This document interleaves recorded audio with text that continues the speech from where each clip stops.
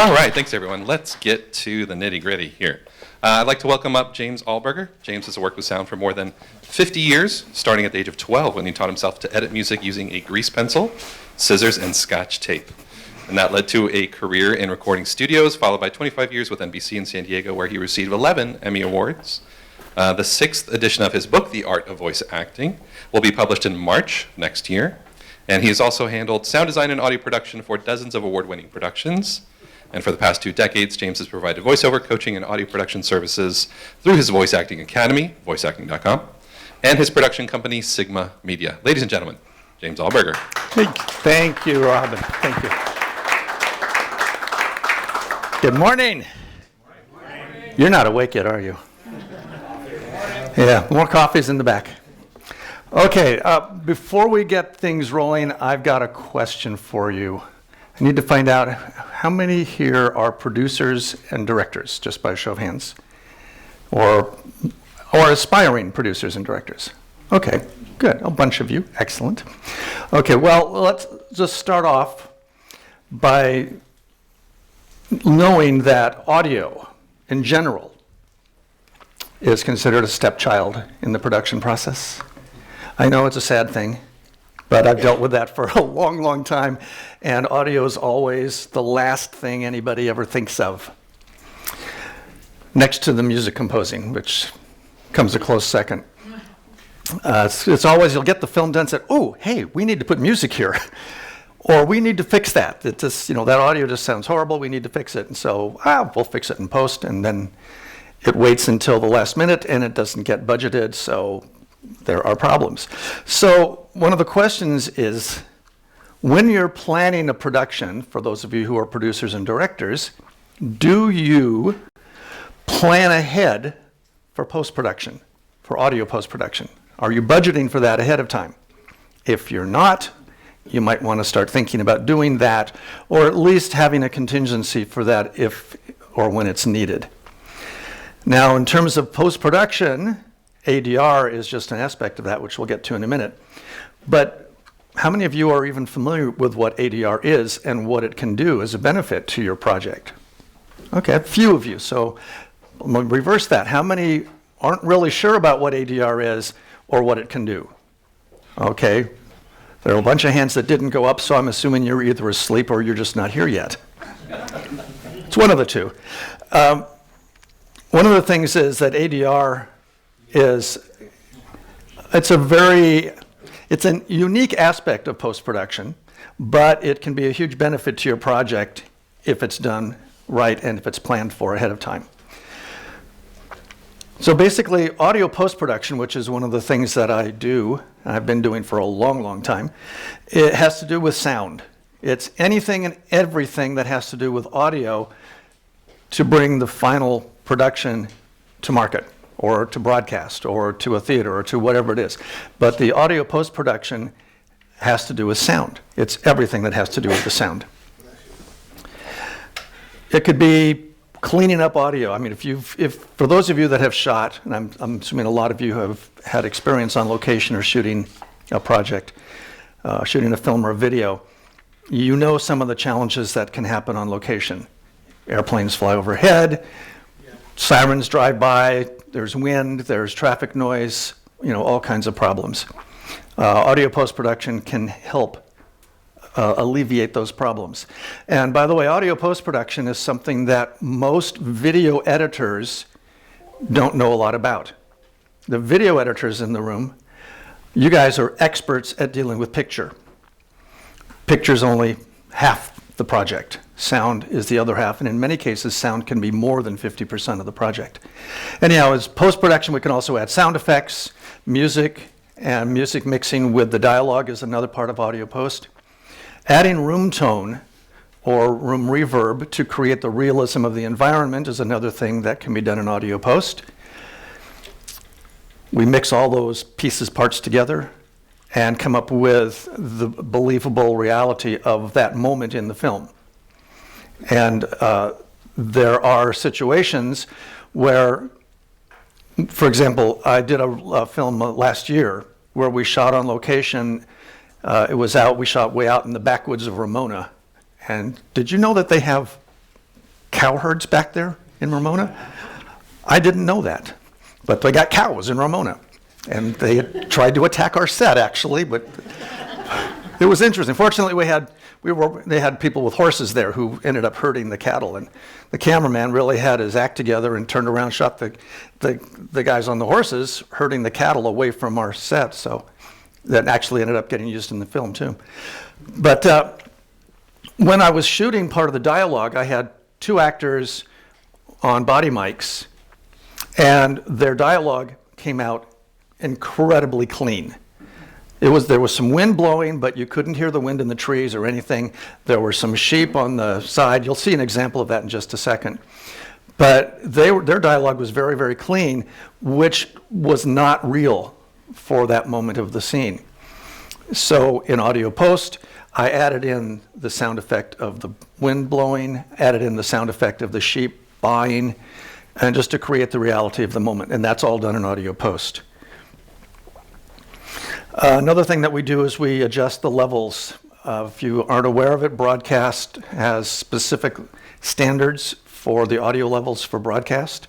If any of you are familiar with audiobooks, audible.com and ADX or ACX have specific standards for audiobook levels, and those are all things that need to be considered in post-production. ADR is an aspect of post-production, and that's what I'm going to focus on today. And most people think of ADR in terms of replacing dialogue, just replacing an actor's lines. Well, that's only one thing that ADR can do, which we'll get to in a second. You've also probably heard of ADR referred to as dubbing or looping. Dubbing and looping are both not the most accurate way to refer to ADR. Dubbing is usually referred to replacing the dialogue for a foreign language. So we do our shoot in English, but it's going to have European distribution in France and Germany. Okay, so we're going to do a German version, a French version, maybe a Japanese version. That's a dubbing session where we go in and we change the dialogue into the other language. Looping is generally referred to as creating the group noises, the group ambience. It could be a crowd scene, it could be general chatter in a restaurant, anything with a large group. And if you watch the credits on most of the major feature films, at some point you'll see a loop group identified in the credits, and they usually don't list all the names of the people because that can be a fairly large group sometimes, but they'll list the name of the loop group. There are several of them up in the LA area that do a lot of feature film work. So that is all different from basic ADR, or automated dialogue replacement.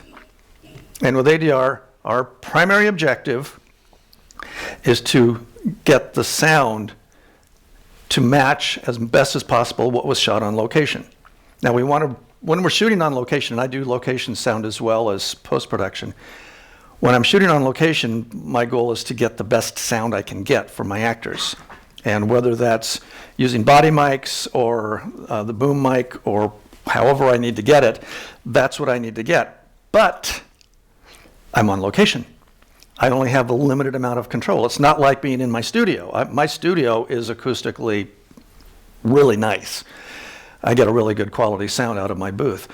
But on location, I don't have that kind of control, because I'm dealing with traffic and helicopters and jets and whatnot. So sometimes it's not possible to get the best possible sound on location. So then we move into that possibility of, well, maybe we need to do an ADR session. And you have an option to use it or not. There we go. Most producers, and I found this pretty common, most of the producers that I've talked to feel that ADR's, it's a necessary evil. They really would rather not do an ADR session because it takes more time. It's something usually out of their normal area. They're not familiar with it. Most video editors don't know how to do it well or correctly, so they just rather not deal with ADR. They think, it's a necessary evil. Well, it's not. It doesn't have to be. because ADR is not just for fixing stuff in post. It's not just about fixing that siren that went through the scene. ADR, if you plan ahead, and this is really for the directors out there, if you plan ahead for ADR, you can use it to give yourself much more creative filming or creative opportunities in your shooting. Because if you plan for ADR, you can actually get camera angles and get shots that will still have great audio, but you would never be able to get that good an audio if you were just to deal with live audio on set. And that can be lots of different kind of angles that you can use. So the ADR can be used to match the scene, to create the dialogue for the scene so that dialogue can be heard, but you can still get some really creative angles and creative shots.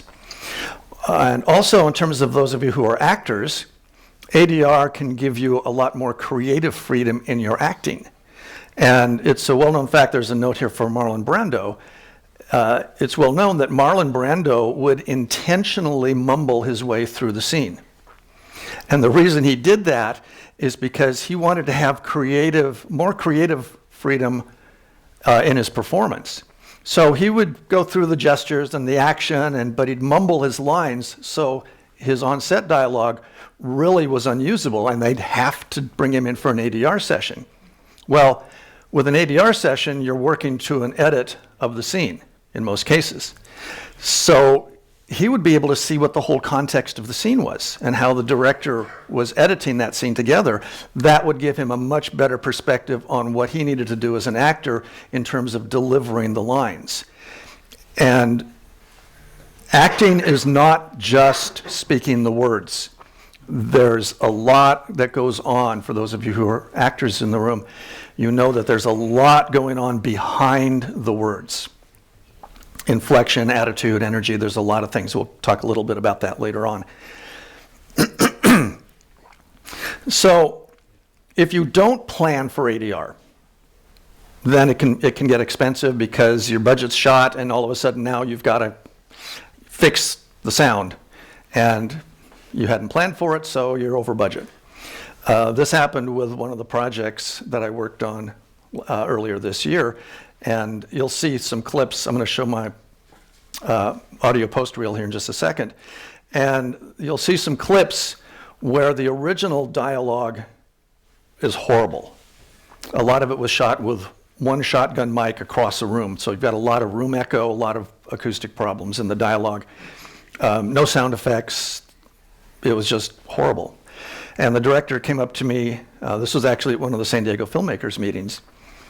I had introduced myself in the kind of round robin at the beginning, and he came up to me afterwards and said, "Hey, I've got this film I've been working on for the last 3 years. Audio needs help. Can you do something with it?" So he sent me the film. I looked at it and got back to him and said, "Yeah, I can absolutely fix the audio in your film. Here's what you need to do." And I told him that he needed to arrange for his entire cast to come in and ADR the entire film, because none of the dialogue was usable. None of it. It was horrible. And plus, the ambiances were wrong. There were gaps where the dialogue would come up and you'd hear some room ambience, and behind the dialogue, then it would go to silence, and the next person would come in. It was just horrible. So that's exactly what he ended up doing. He arranged for his cast to come in, and we spent about 3 months working on the audio post for that film to bring it back up to a professional standard. But it wasn't cheap, but that's what he wanted to do for his film. When you plan properly, ADR can really be to your advantage, and it can really make a huge difference in the overall sound quality of your production.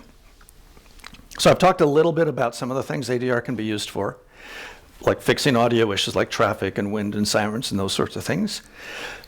What we can also do is we can change the dialogue that was recorded on set. And this is especially useful if you plan on your shooting and you plan for over shoulders or cutaways or two shots where the lip sync is not critical for a particular actor. We can come in after the fact and basically rewrite that actor's lines, and you'll never know because you're not dealing with lip sync. In some cases, even if lip sync is a factor, the new lines can be written in such a way that the lip sync stays pretty much in sync, except for maybe one or two words. And depending on how the edit is done, it might not even be noticeable. So we can change those lines if necessary. Another thing that ADR is very commonly used for is replacing foul language to make TV versions or airline versions of a film. We also will replace lines that happen to be misspoken. An example of that is the shoot on the set, all the action, all the blocking, there might be more happening than just the actor talking or in dialogue with somebody. There might be a lot of background that's going on, or something else is happening in that particular shot. And the scene is perfect. All the action, everything timed out exactly the way the director wanted it, but one of the actors blew a line, but they kept going. Well, in ADR, we can fix that. We just retract that actor's lines and we're good to go. Rebuild the background, all the ambiances of the set, create that realism, and we're good to go.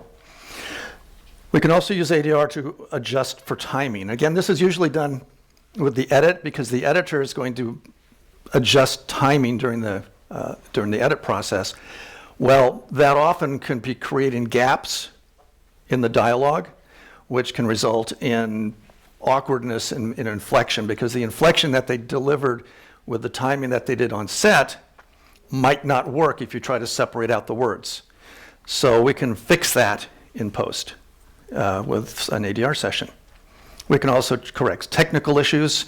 If there's something that happens in the editing process where for some reason or another you just can't get sync, we can fix that. Lots of other options available. Also, legal content sometimes, especially in corporate projects, there might be something in the original script that gets approved, and then once it gets into edit, it's all of a sudden revealed that, oh, by the way, we need to change that because the legal department was wrong, or there's been an adjustment, it needs to be fixed. So we can fix legal issues in post pretty easily as well with ADR. So I wanted to give you some examples of what audio post-production is, how it can be used, what happens with audio post. And a lot of this is ADR. You'll see the ADR sessions in here as well as a lot of location sound.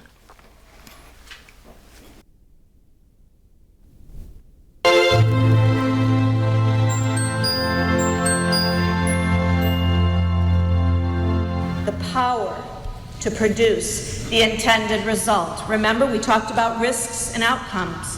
How about knowing you've got the power when these things come up? The only course I consider teaching is a gay-lit class. It's what I couldn't do in the high school. The dean is a friend of mine. But a gay class in Livingston? I mean, who would sign up? The only course I'd consider teaching is a gay-lit class. It's what I couldn't do in the high school. The dean is a friend of mine. But a gay class in Livingston? I mean, who'd sign up? Well, I guess that's everyone. I'm Richard Hall. Call me Richard. We're going to be exploring thousands of years of gay and lesbian literature together. I have no money for books. Neither does William. Well, I guess that's everyone. I'm Richard Hall. Call me Richard. We're going to be exploring thousands of years of gay and lesbian literature together. I have no money for books. Neither does William. Anyone who's an aspiring conservationist today needs to remember you never give up. Anyone who's an aspiring conservationist today needs to remember you never give up. Jesus, Blake, what the hell are you doing? I got you, bitch. Don't move. Easy now. This is just great. Now you both got guns. Jesus, Blake, what the hell are you doing? I got you, bitch. Don't move. Easy now. This is just great. Now you both got guns. Jesus, Blake, what the hell are you doing? I got you, bitch. Don't move. Easy now. This is just great. Now you both got guns. There's a fence on the east bend by the Miller's land that needs fixing. Well, I better come with you and make sure No, come on, let me do it, Pop. Let me do it this time. Well, here, take this. I don't know where it's going to get cold tonight. There's a fence on the east bend by the Miller's land that needs fixing. Well, I better come with you and make sure No, come on, let me do it, Pop. Let me do it this time. Well, here, take this. I don't know where It's going to get cold tonight. Okay. I've got elevator control, little to no heading control. Not on center line. I'm offset starboard. Okay. I've got elevator control, little to no heading control. Not on center line. I'm offset starboard. 2 MiGs, high. Taking him head on.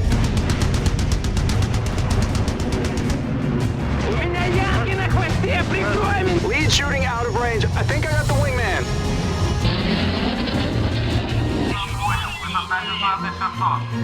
Holy Toledo, he got him. He just got another one. Who is this kid?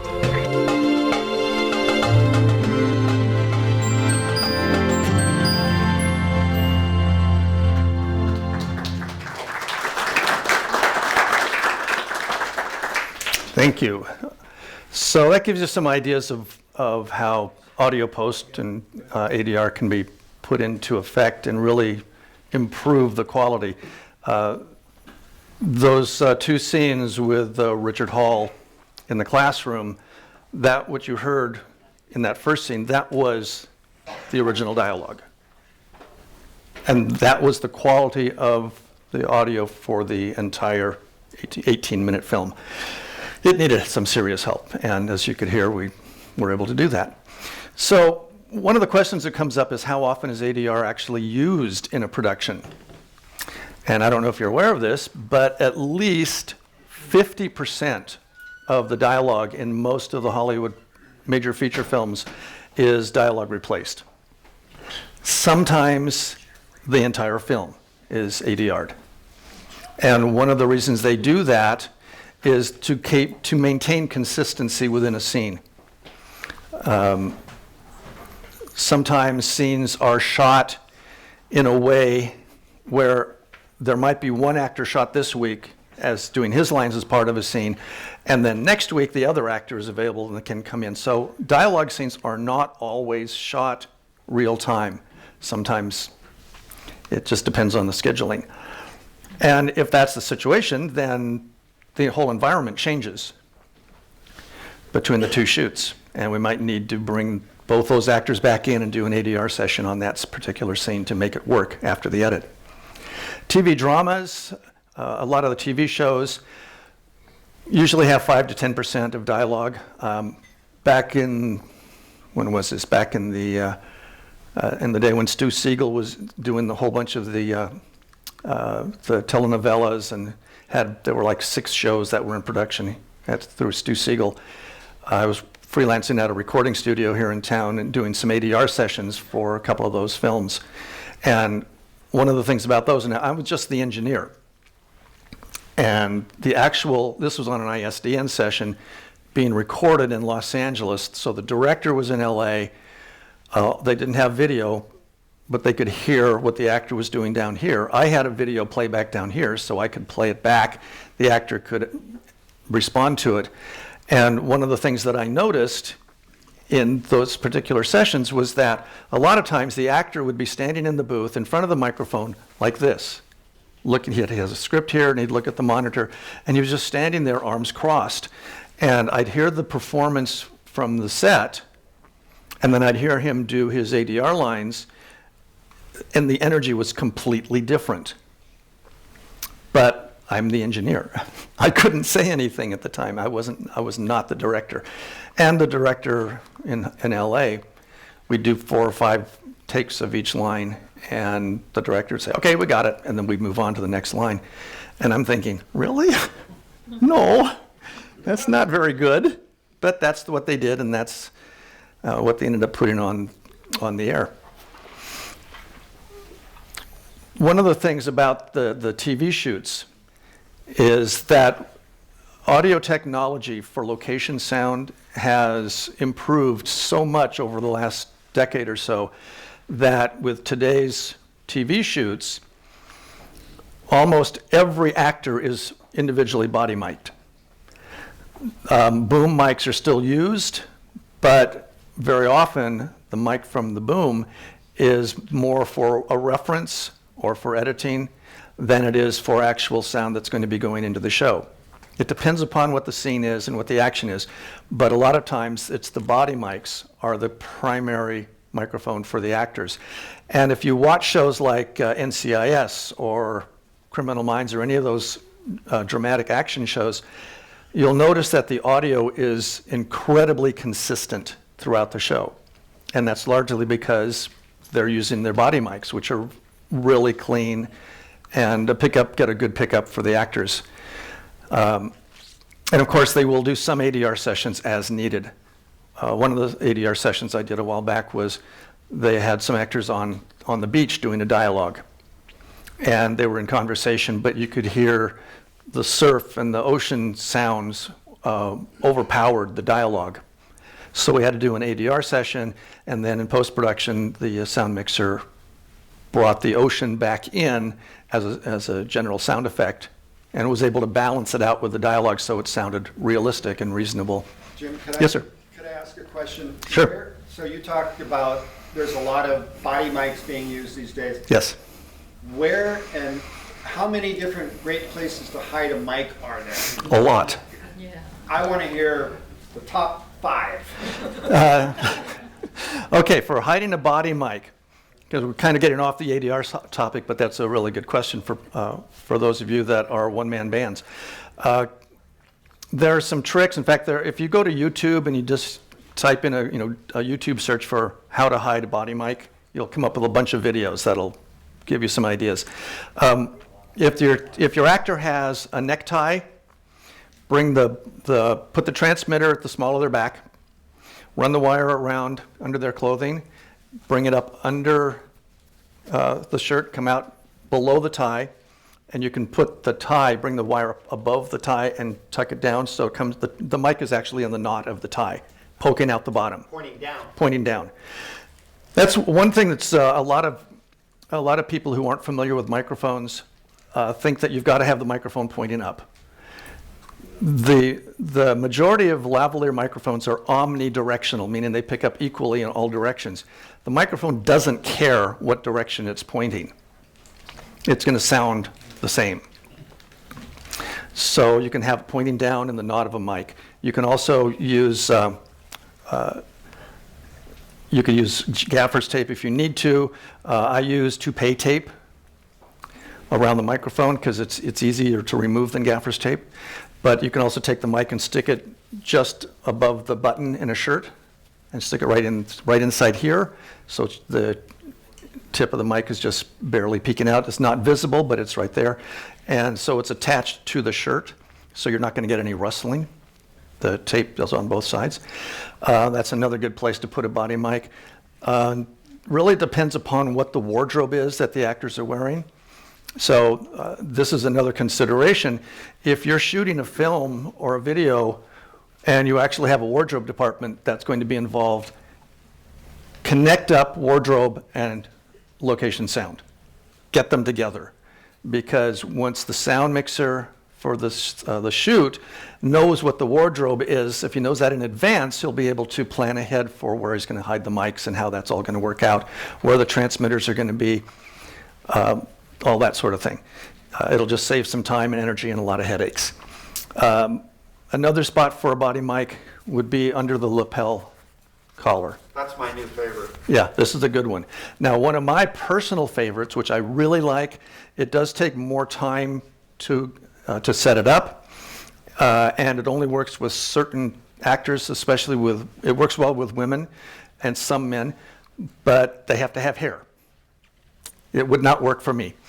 So, and that is to bring the mic up across the back, and it kind of gets woven underneath the hairline, and it comes out right at the top of the forehead, and it's covered by hair. So you never see the mic, but the mic is always in exactly the same relationship to the mouth.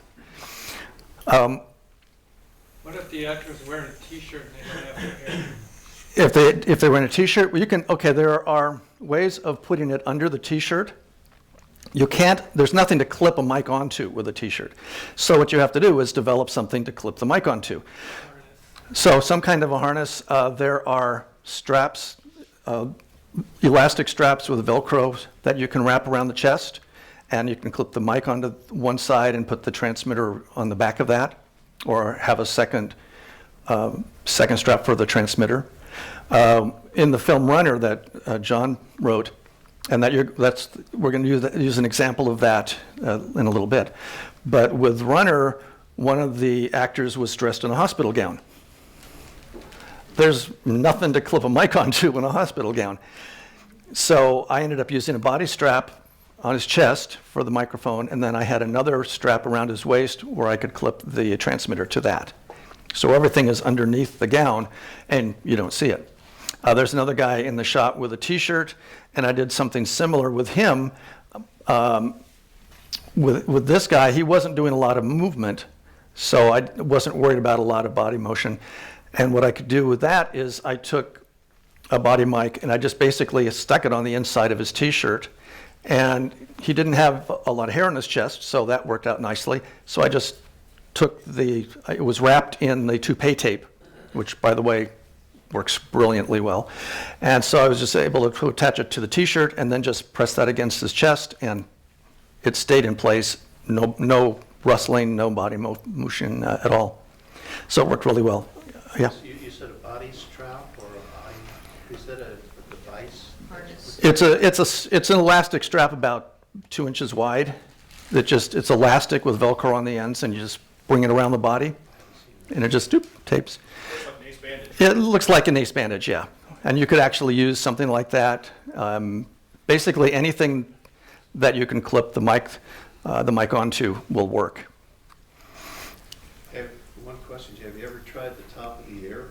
Over the ear is another place. I don't like that as much as some of the other locations, because over the ear you've got more of an opportunity for the mic being visible.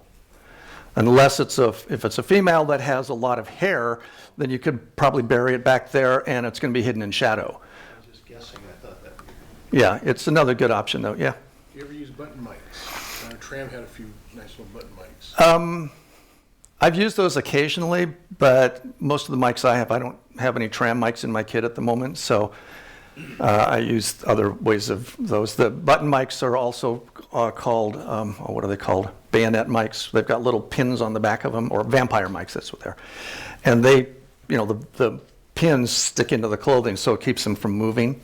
I'm talking about the one where the piece goes to the back and the mic actually goes over the front like a button. Oh, those. It's like down a shirt, you just have basically another button and it's hiding in plain sight. Yeah, those work. Sorry for derailing you. But my last favorite one for women, of course, is the bra. Yeah, the bra's another.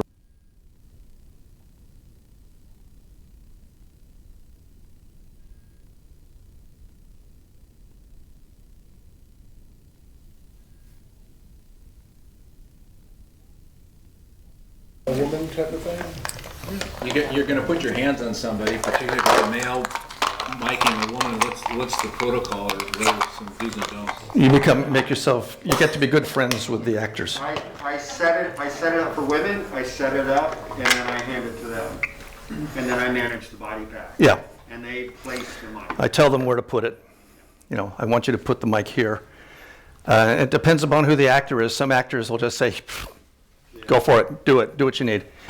It just depends on the actor. Yeah. Do you ever deal with wardrobe putting on the mic because they're... No. Never. No, I don't let wardrobe do it. Okay, No. No, I need to coordinate with wardrobe. But I need to place the mic because I have ways of attaching it and mounting it, and I need to make sure that it's in the right position. And wardrobe people They're not that they don't know the sound. They don't know my needs and all that stuff. Okay, and if you've got other questions about the microphone side of things, see me later on, or call me. My phone number will be at the end of this thing. So have a pen and pencil ready to jot that down. Okay, let's move on with the ADR part of this, though. With ADR, everything's different. Every ADR session is different. The actors are different. The needs of the project are different. Everything is different. It could be as simple as just doing a simple voiceover. That's a scene setter. That could be part of it. We could be working with one actor only during the entire film. There's only one actor that had a couple of lines that needed to be fixed. That could be really simple. Or it could be really, really complicated, like the Country People film I worked on took 3 months. And I had probably a dozen different ADR sessions for all the different actors to come in at different times. And none of the actors worked in dialogue. Yeah, Luke? Okay, as far as, this is something that came up that we did on that last film I did, on the Dead's film. Would you recommend having a narrator read their lines before and have those being inserted beforehand?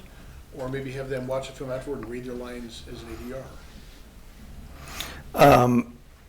Not quite sure of the context of what the need is, but generally, if you're in the edit session and you're looking at having an actor lay the actual lines in later on during an ADR session or a voiceover session, the challenge that happens there is if you do a scratch track, which is I think what you're referring to, if you do a scratch track audio, there's a really good chance that your timing's not going to be right. And that was an issue we ran into quite a bit. Yeah, I did a film years ago. Do you all remember Dennis Weaver? Yeah. Remember that? Yeah, McLeod was the character. He had this really slow kind of country laid back delivery. Well, I was working on a project, this was probably 20 years ago, and the producers hired Dennis Weaver to do the voiceover on this documentary. It was a half-hour documentary. So they couldn't get access to him. He was off on some other shoots and wasn't available. So they had a deadline, so they went ahead and did the edits, and the editor did the scratch track narration and edited the film to that scratch track. What happened was when they did the Dennis Weaver recording session, they didn't make note of the timing for those slugs where the VO needed to go. So they just had Dennis Weaver do his lines, and he only did them once. And they took those lines and they went to try and put them into the holes, and they found out that they had a 20-second hole, but they had 35 seconds of narration to go into that 20-second hole. And no matter what they tried to do, they could not edit it to make it work.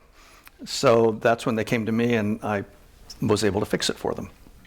At a good price. At a good price, and it took a lot of editing because I was editing out timing, changing the timing of his delivery, edited out spaces and breaths, and even with that, it was still too long. So I had the technology back then even to do time compression, so I could speed him up without affecting his pitch. And, to be perfectly honest, Dennis Weaver never sounded so good. That extra tempo of his delivery just really brought it to life and made it work. I wonder how many people hired him based on that, and then when he got him in the studio, like, that ain't you. Well, you couldn't tell that it wasn't because it was him. It was just him moving faster. But when they did the session, he was on an ISDN session from his home studio up in Palm Desert or wherever he lived, and recorded someplace else. So they only had an audio connection for direction. I don't recall what the time shift was. I think all those different slugs were slightly different depending upon what the timing needs were for that particular section. But it was an interesting project. Okay, so let's see what else. Yeah, the session could move slowly or it can move really fast. I have a tendency to move fairly quickly in an ADR session, especially if I'm working with a good actor who has done that before. Most of the time, though, if I'm doing ADR, my actors have never done it before, so they don't know really what they're doing, and they may be a little bit nervous. There are two common ways of doing ADR. The first is it's simply called audio ADR, and it's the simplest and it's the easiest, but not necessarily the most effective for the end result. With audio ADR, basically you play back the line and then you have the actor duplicate what they just heard. And they can either duplicate it as part of a loop, so the line keeps playing back, and they keep, they're just going to match inflection and energy and delivery. And you just keep recording their line over and over until you get one that is as close as possible. The other way of doing ADR is video ADR, and this is where the actor's actually looking at the scene and they're visually focusing on making sure that they get lip sync. Now, that works as well, but I use a combination of those two when I'm doing ADR. Excuse excuse me, I want my actor to see the picture because I want them to know what's going on in the scene. But I don't want them focusing on making sure that their lips are moving at exactly the same time, because that's going to take them out of their performance. So what I'll do is I'll play the dialogue, play the original dialogue so that they have inflection, attitude, energy, and they can see the physical energy that was happening on set. So they're not just standing there with their arms crossed. They can actually be moving in a very similar manner to what they actually did on set, which is going to bring the energy up and make their performance more authentic to what they did originally. And at the same time, they can hear that original dialogue in their ears so that they can match the timing and the rhythm and the tempo of what they originally performed. And we're going to do a session with that here in just a little bit. And Tom, if you can kind of give me an idea where we are on time. Got about 20 minutes. Okay, perfect. We're good. Okay. So let me just quickly go through the process in the studio. Sometimes, now, an ADR session is going to be best if it's done with somebody who has done it before and really understands the process. But if you're on a low-budget production, sometimes you don't have that capability or you don't have that budget. So sometimes the editor needs to handle an ADR session. So there's some things that you need to know. One is that as an ADR engineer, you need to know what the mics were that were used on set, if at all possible. Sometimes it's not possible. If you know what the mics were, then you can match the mics, so you're going to get at least a similar tonality from the microphone. And then it gives you a little bit, makes it a little bit easier to match the source dialogue. Because in some cases, you're going to actually be cutting between location sound and ADR. It might be in the same scene. And if there's a difference between those, it'll stick out like a sore thumb. I was just actually, I don't know if how many of you have Netflix, but there's a show on Netflix called Great News, which I guess was on NBC last year, maybe it's still on. But I was watching an episode of that yesterday, and there's a scene where one of the actors, there are two actors in dialogue and conversation, two women talking, and dialogue sounds great, and then it cuts to one of the women, and all of a sudden it sounded like she was talking in a fishbowl. There was all this boomy resonance in just that little part, and then the next time she was back on camera, it was clean again. So it was really obvious to me that they had to do an ADR session, and it wasn't done very well, because there was a problem with it. Or either that might have been the original audio, and the ADR session just missed it. They skipped it because when they're doing post-production on a TV series, they move really fast. So it's entirely possible they missed it. The engineer doing an ADR session really needs to be listening to what's going on in the original scene, because that's going to have to be duplicated at some point, either with a post-production mixer, or if the ADR mixer is doing all that, then he's going to need to duplicate what happened in the scene as much as possible. And this largely relates to changes in perspective, which has to do with the editing, what's the location of the actors and how that fits within the scene. There's just a lot of factors that get into play. Again, the idea here is to match location sound as much as possible. Now, in terms of the actor, and we've talked about it a little bit, the actor needs to also duplicate their performance as much as possible. Posture, attitude, facial expressions, physical action, all of that comes into play. Just standing in front of a microphone or standing stationary with a script here with a line and watching the video and reading that line or duplicating what they hear isn't enough. There's got to be more to it. It's all about the subtext that's going on, what's going on behind those words. That's what makes it real and brings it back into the authenticity of that moment. So what happens in an ADR session is that the actor is not on set. They're in a completely sterile environment. Ideally, it's a very acoustically ideal or acoustically quiet recording space.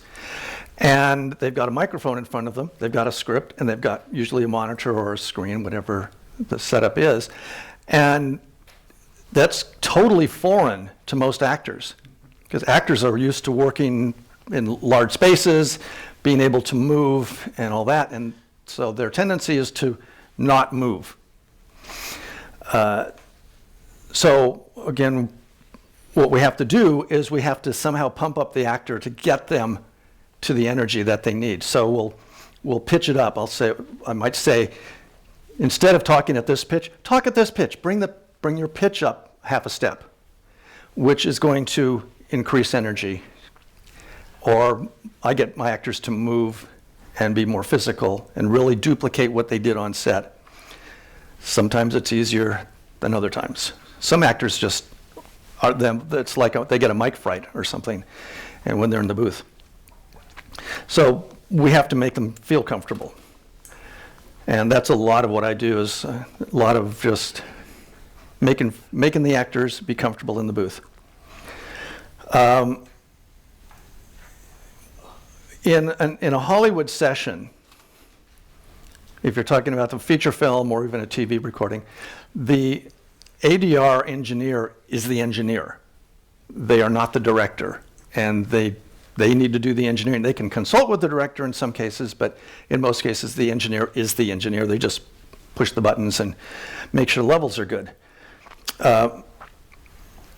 When I'm working, I pretty much do everything, and I'll give a list of all the people that are often in the studio. When we're recording, ADR sessions are usually done line by line. They're not done as a whole scene. We chunk it out into little tiny pieces, so ADR sessions can be fairly time-consuming. Actor watches the scene, here's what they're going to be doing, and then they duplicate it, and it's in a loop, continuous loop. I'll give you the whole process here in just a minute.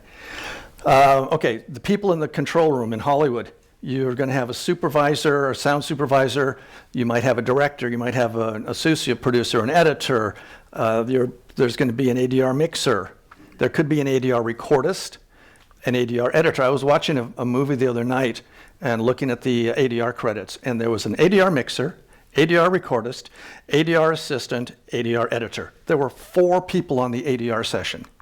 And I'm thinking, okay, what does the ADR assistant do? They're the guy that's out there just adjusting the mic. The ADR mixers, making sure levels are good. The recordist pushes the button on the computer to start recording. And the ADR editor is going to be the guy that puts it all together later on. You know, it must have been a union shoot. It was. But, you know, I do all of that stuff and more. Your assistant gets coffee. Yeah, that's probably the ADR grip.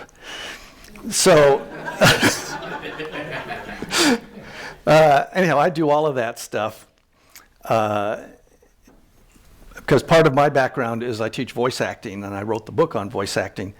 So I'm really familiar with what it takes for a voiceover performance to bring it to life. And when I tie that in with a picture, a lot of the same things apply. So locally, on a local production, it's usually going to be the editor or the director or producer will be the only people that are involved in that ADR session. Okay, so here's the process. In order to do ADR, especially visual ADR, the actor has to know when they start. What's their downbeat of when they start? So the convention is we use a 3-beep count off, beep, beep, beep, and then on the 4th silent beat, that's when they start talking. And the mistake a lot of actors do is that they're watching the picture, and this is the problem with visual ADR. When the actor's watching the picture, they wait until they see their mouth start to move before they start to talk. Well, that puts them off. They're never going to be in sync if you wait until you see your mouth move before you talk, because there's that lag between the brain and the mouth. So you have to go by the count off, 3, 2, 1, talk, and you just have to trust that that's going to be on cue. Now that sequence of the 3 beeps and the line that's being replaced is looped. It's just in a continuous loop with each take being recorded separately. And that's done as many times as necessary until the line is delivered in an appropriate manner to the liking of the producer and director. So here's an example of an ADR session. About a year ago, I did a presentation with Peter Burkos, who is the Academy Award-winning sound mixer for the Hindenburg. He's an older guy now, but he and I did a presentation for filmmakers.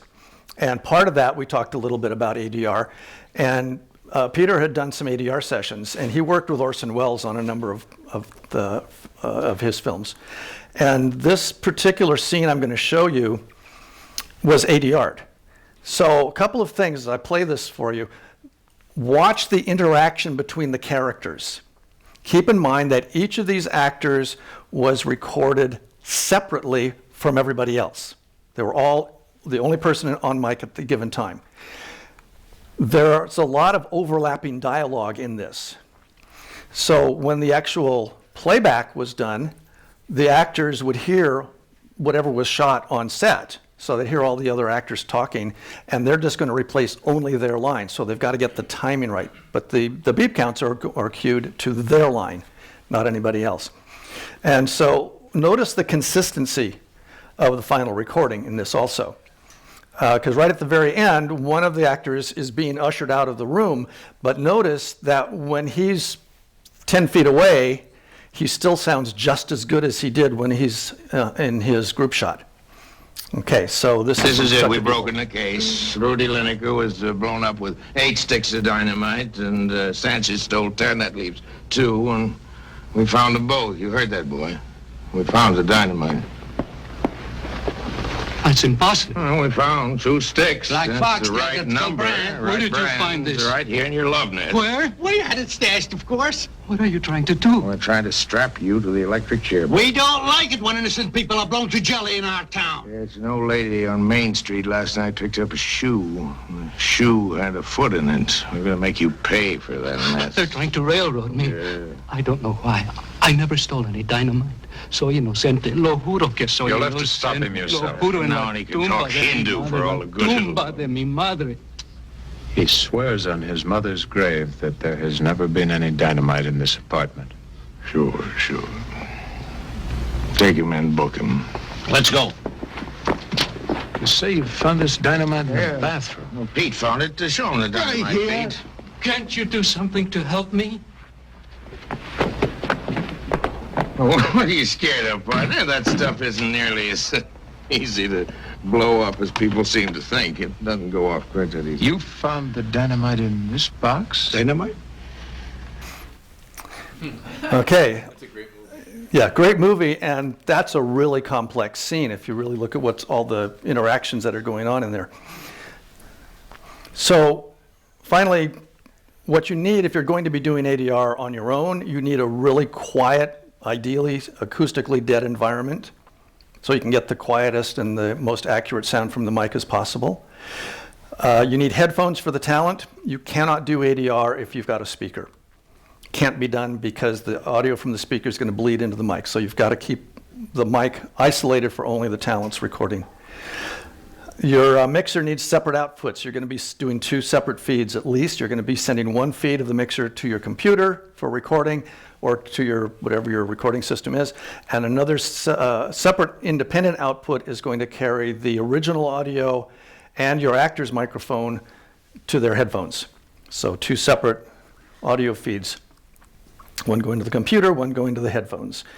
And the computer's going to record only the voice with no bleed. Okay, so here's the scene. We've shot a scene on set. The director has decided that the actor's performance cannot be used.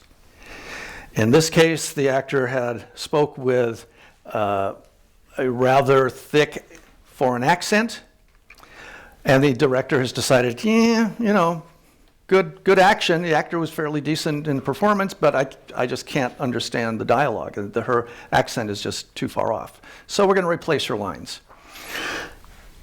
And we're going to bring in a new voice to replace all of that actor's lines in the entire film. Do we have a volunteer for that? Actually, we do, because I spoke with Christine Gatlin earlier. Christine is one of my voice acting students, and as well as being an on-camera actor, and she volunteered to handle the ADR session. You still up for that, Christine? Come on down. I'm sorry, say again? Can you mention what you have to do in prep? Obviously, if you had to have beat counsel, I'm going to show you that. Yep, I'm going to be showing you that here in just one moment. And let me get this set up over here. Boom, there we go. Make sure that is, I've got video where I need it to be. Yes, I do. Okay, so here's what we're doing, Christine. If you could step right over here. Let me just adjust the mic for you. First thing I learned in this class, actors do not touch the mic. You had a pair of headphones here, which you can put on, and I'll adjust that. And here's your script. And you are going to be woman. Your first line is, okay, at least let the guy go. He's sick. So I'm going to show, you'll see, by the way, you'll see the action on this monitor here. The lines are short enough so that you'll be able to memorize them and just duplicate from memory what you see as it loops. Okay, so I'm going to play the whole scene first so you can see what is going on and what the challenge is. So this is the full scene. Yep, let me turn off the beeps there because that doesn't belong there. Okay, at least let this guy go. He's sick. What?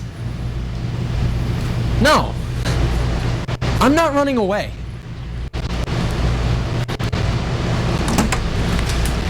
Jesus, Blake, what the hell are you doing? I got you, bitch. Don't move. Easy now. This is just great. Now you both got guns. Blake, you're such a moron. Okay, so that's the whole scene. And we're only going to replace the woman's lines. So the first section is her line, which is the, okay, at least let this guy go. So here's the process that we have. I have 3 beeps. You will see 2 horizontal lines moving from right to left down to center. At the 1 second beep, you'll see a flash, and then you'll see a second flash in silence. So it's 3, 2, flash, and on the second flash, you start talking. All right? So let me play this for you. I'm just going to play it. I'm not going to record yet, and we'll get a test. Okay, at least let this guy go. He's sick. Okay, so you were a little fast, so you just need to slow down. Let me play it. This will just loop, so you can practice this a few times, then I'll record. Okay, at least let this guy go. He's sick. Okay, at least let this guy go. He's sick. Okay, at least let this guy go. He's sick. Okay, at least let this guy go. He's sick. Okay, so now let's try one. Let's record a line. So she'll be able to hear what the original actor's doing. You guys won't be able to hear that. Oops, come on, stop that. Behave.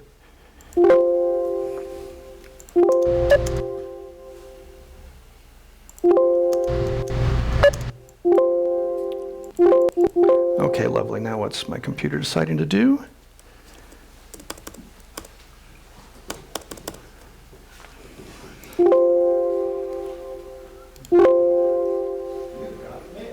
Oh, God. You know. Is it Da Vinci Resolve 15.2 there, James? No, Microsoft just did an update. Yeah. Sleepless in ADR. Okay, that's what it is. Got it. All right.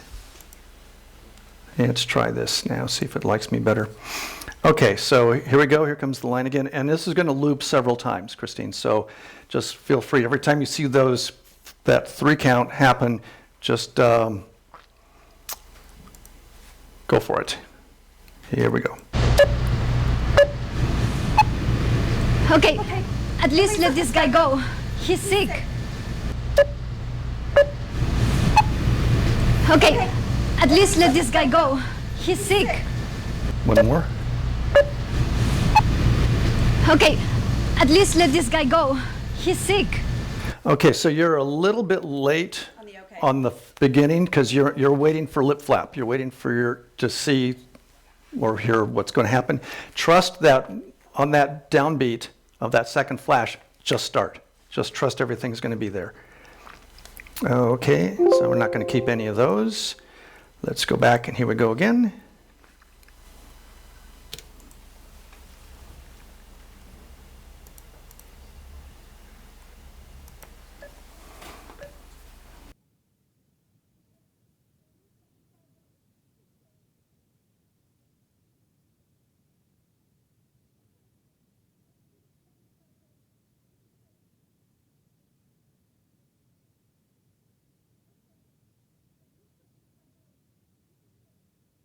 Okay, I'll take that last one because that one will actually work for what we're needing to do.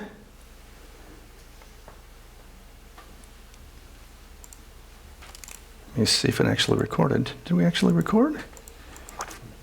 No, it didn't record. Yeah. See, when I do this in my studio, I'm all set up for this. Doing ADR on location is a whole different animal. Let me just check something really quick here.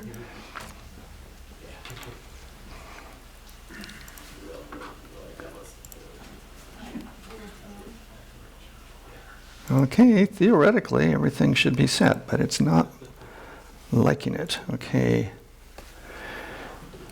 Doesn't like you. No, it doesn't like me. Okay, let's see. Your mic is, there we go. All right, let's try this one more time. Okay, here we go, Christine. We'll do the loop another 3 times. Okay, at least let this guy go. He's sick. Okay, at least let this guy go. He's sick. One more. Okay, at least let this guy go. He's sick. Okay, good. I think we got it that time. Let me get the right switch here. That's the one I want to use.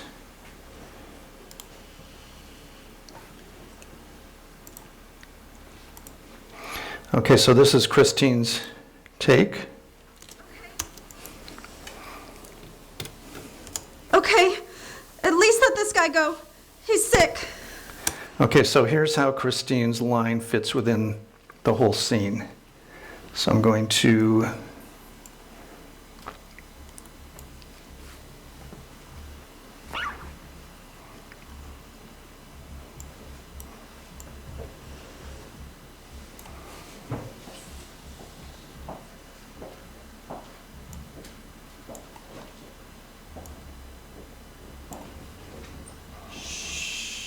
there it is.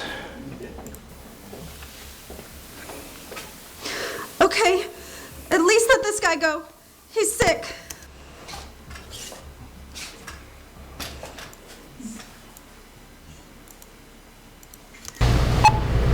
Okay, at least let this guy go. He's sick. Okay, so we got the first line, and we'll do one more line on this. No! I'm not running away.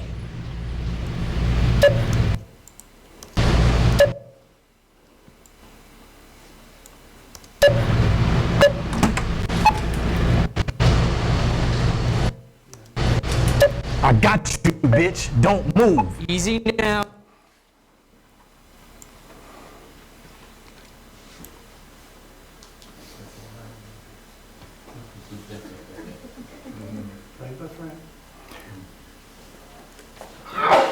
There we go. Jesus! Okay, so the line is the Jesus Blake, what are you doing?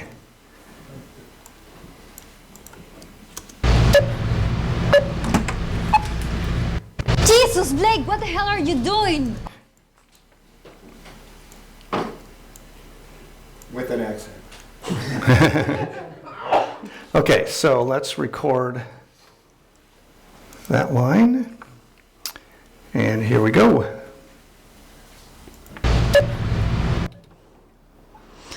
Jesus, Blake, what the hell are you doing?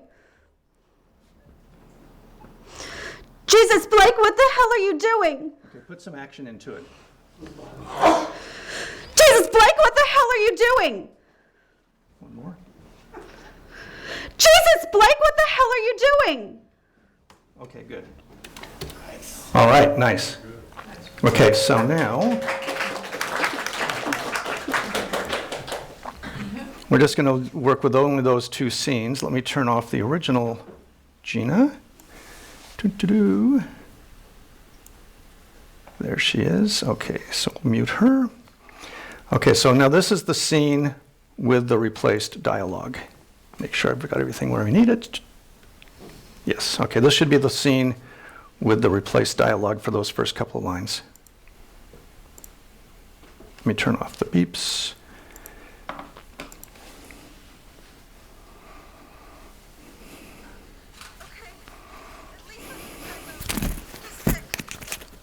Why are we not coming out? No.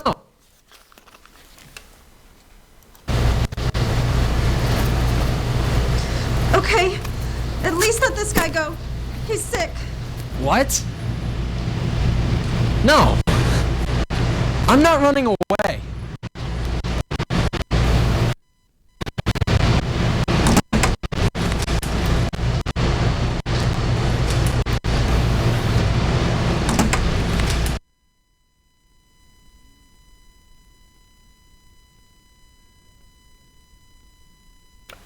I need to select the correct take on that last one, which I didn't do, which is going to be that one.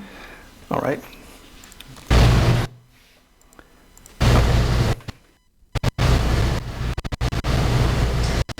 Okay, at least let this guy go. He's sick. What? No. I'm not running away. Jesus, Blake, what the hell are you doing? I got you, bitch. Don't move. Easy now. Okay, so get the idea? Thank you, Christine. Thank you. So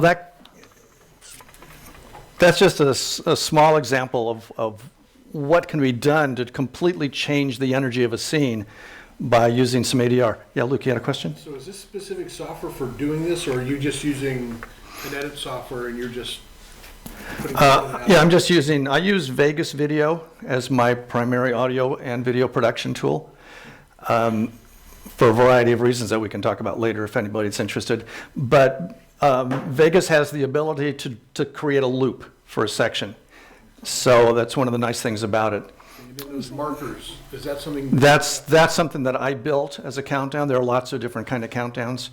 And I just did an alpha key over that for the, to put it over the video so that the actor has the timing. And I slide that, and I have it set up so that that last flash, I just line that up with the very beginning of the first word, and I have my timing. Yeah, you had a question? What determines the tempo of your beeps? My beeps are consistent. I just keep them at 1 second intervals. Beep, beep, beep, to the downbeat of the word. You have, say, music in the scene already, and that. I would never do ADR with music, or there would not be any music playback because ADR is only going to be for dialogue. So the only thing that the talent's going to hear is the dialogue. They're not going to hear music. I remove all the other music and ambience tracks. Last question. Earl, you have a question? Yeah, I just want to ask, when you have your homemade goalposts, do you sync it with the lips on video or with the audio? With audio. That's what I'm thinking. Yeah, I sync with audio because there might be, like with this scene, we don't see a lot of that woman's lips. So there's not a lot of lip sync that we're dealing with in this particular session. Is the technical thing, is it slightly before or slightly after? Right on. Right on. That final beep is right on the downbeat. Okay, so that works. Right. It's right on, because they've got to get that beep, beep, beep, talk. Okay, last question. Yes. That's you, Luke. Oh, Luke, okay.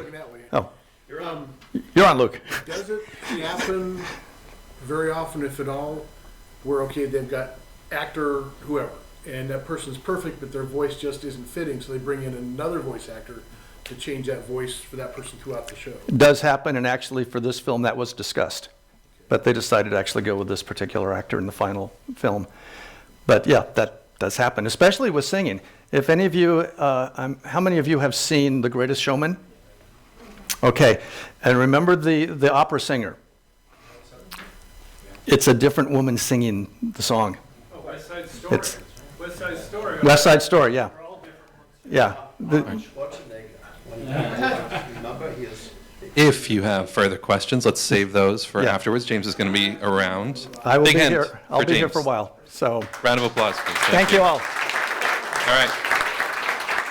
We're going to take a tight 10-minute break, get something to eat, something to drink, find a bathroom, and then we'll be right back with Mr. Michael Tao.